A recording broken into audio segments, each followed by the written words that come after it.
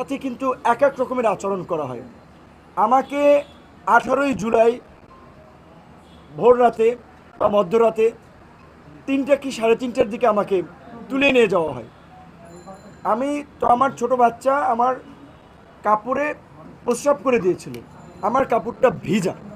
আমি বলেছিলাম যে ভাই আমি কাপড়টা চেঞ্জ করে যাই।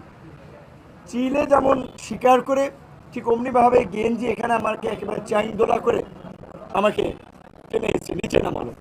আমার বাচ্চা প্রস্রাব করা কাপড়টা পর্যন্ত আমাকে চেঞ্জ করতে দিল, আমার পায়ের জুতাটা পর্যন্ত আমাকে নিতে দেয় নাই। কিন্তু গাড়িতে উঠেই এই জম টুপি বলে যেটা, কালো টুপি পরাইলো, হাই সাউন্ডে মিউজিক গাড়িতে, অর্থাৎ যেন আশপাশের কোনো শব্দ টব্দ আমি শুনতে না পাই।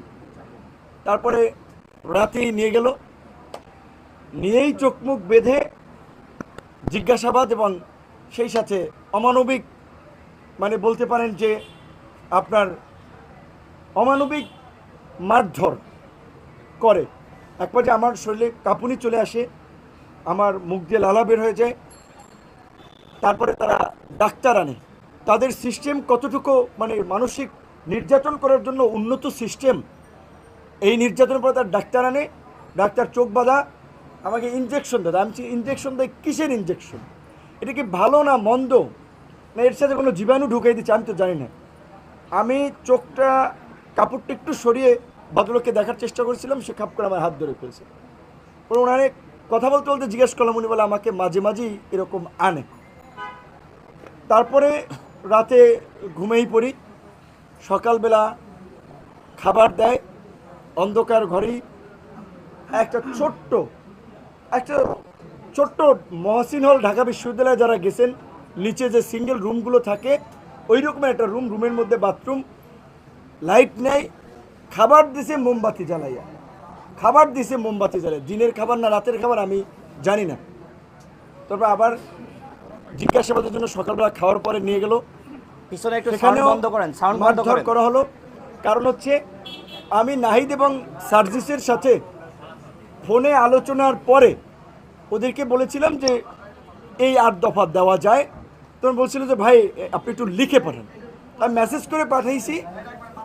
এইটা আমার একটা বড় অপরাধ ছিল যে আমি কেন 8 দফার মধ্যে ওবায়দুল কাদেরের পদত্যাগ, স্বরাষ্ট্রমন্ত্রীর পদত্যাগ, প্রধানমন্ত্রীকে ক্ষমা চাইতে হবে সেটা বললাম। এবং নাহিদ সার্জিসদের সাথে, আসিফ সহ আসলে ছাত্র নেতৃবৃন্দের সাথে, ওদের সাথে আলোচনা করে আমরা বলেছিলাম যে বৃহস্পতিবার দিন যেভাবে সারা দেশে নির্বিচারে গুলি করে মানুষ হত্যা করা হচ্ছে, শুক্রবারও করা হচ্ছে, কাজে এখন সরকারের পতন ছাড়া আমাদেরও মুক্তি নেই, জাতিরও মুক্তি নেই। কাজেই নির্বিচারে গুলি, শান্তিপূর্ণ সমাবেশে নির্বিচারে গুলি চালিয়ে ঘাতক সরকারের পদত্যাগই এখন গণদাবি। এটা তো ওভার ফোনে আলোচনা করতেছিলাম, যেহেতু হোয়াটসঅ্যাপ বন্ধ, এই কনভারসেশনগুলো তাদের ছিল।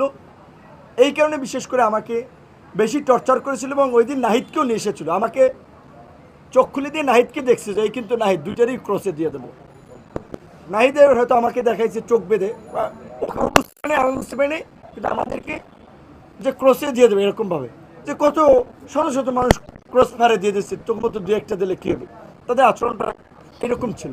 তারপরে আমাকে শুক্রবার দিন নিয়ে সারাদিন, শনিবার দিন পুরো ডে, রবিবার দিন আমাকে 11টার দিকে কিন্তু ডিবি কার্যালয়ে দেওয়া হয়। তখন আমি ঘুরিয়ে পুলিশের পায়ে ভর দিয়ে ডিবি কার্যালয়ে আসি। ডিবি কার্যালয়ে ওখানে এডিসি অ্যাডমিন ছিল শাহিন শাহ, কতটা পাষণ্ড করে ঝুলাইয়া শরীরে পায়ে মারলো। কেন মারছে দেন, তাদের কিন্তু বেশিরভাগ ক্ষোভ হচ্ছে যে শালা তুই প্রধানমন্ত্রীকে নিয়ে কেন গালিগালাজ করিস, তুই আওয়ামী লীগের আমলে বিপি হইছস, তুই সরকার উৎখাতের আন্দোলনে কেন তারেক রহমানের টাকায় তারেক রহমানের হয়ে তুই আন্দোলন করস। এই ল্যাঙ্গুয়েজ মানে প্রফেশনাল কোনো খুব জিজ্ঞাসাবাদ না, জিজ্ঞাসাবাদ যা করেছে। আবার একটু দেখেন, এই যে নাট্যকার ডিবি হারুন, আমি বলছি যে বাতের হোটেল ম্যানেজার, আমি বলছি যে তিনি নাট্যকার, দারুণ অভিনেতা। নাট্যকার ডিবি হারুন, আন্দালিব রহমান পার্থর সাথে আমার ব্যক্তিগত সম্পর্ক ছিল।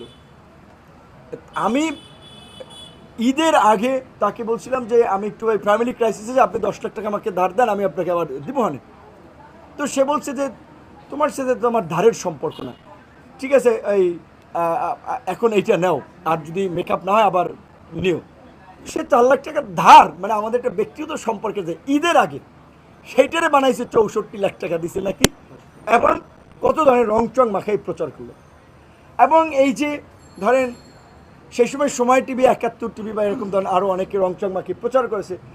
এখন আমি সময় টিভির স্টাফদের দোষ দেবো না, 71 টিভির স্টাফদের দোষ দেবো না, তারা তো চাকরি করে, তাদের অর্ডার ক্যারি করতে হয়, তারা করেছে। কিন্তু বিশেষ করে এই কথাটা এই প্রসঙ্গে চলে আসছে এইখানে, আমি নিজে এখন খুব উদ্বিগ্ন আমার নিরাপত্তা নিয়ে, দেশের ভবিষ্যৎ নিয়ে, যে দেশে যা চলছে এটা তো আর একটু নৈরাজ্য চলছে, এই নৈরাজ্য চলতে পারে না। এখনই মার্কেট দখল, বিল্ডিং দখল, টিভি চ্যানেল দখল, লঞ্চঘাট দখল, খেয়াঘাট দখল, মিল ফ্যাক্টরি দখল, এই যে কোন বাংলাদেশ? এই বাংলাদেশের জন্য কি আমরা বিপ্লব করেছি?